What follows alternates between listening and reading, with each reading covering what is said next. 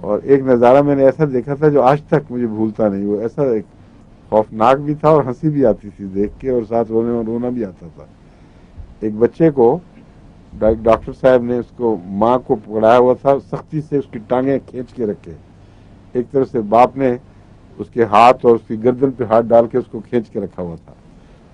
اور اس زمانے میں اینستھیزیا وغیرہ کا کوئی خاص رواج اتنا نہیں تھا, تو تھوڑا سا کسی چیز کا اسپرے کیا اور وہ زخم گہرا تھا اور ان کا چاقو کھونڈا تھا, وہ جو اس طرح تھا جس سے وہ چیرا دے رہے تھے.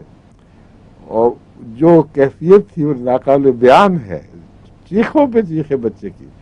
اور ڈاکٹر اور غصے میں زور سے دھسا رہا تھا اندر کہ میں نے چھوڑنا نہیں, ابھی میں نکال کے چھوڑوں گا. آخر وہ ہو گیا چیرا, لیکن اس میں خون بہت زیادہ نکلا, پیپ بہت تھوڑی, جس کا مطلب بالکل کچا تھا. یہ مناسب ہی نہیں تھا اس کو چیرا دینا. لیکن باہر انہوں نے اپنے پیسے لیے اس کو چھٹی کرا دی. یہ بھی ہوا کرتا تھا. پرانے زمانے کے سرجن جو تھے نا ہمارے, ان میں کئی نائی بھی تھے نا,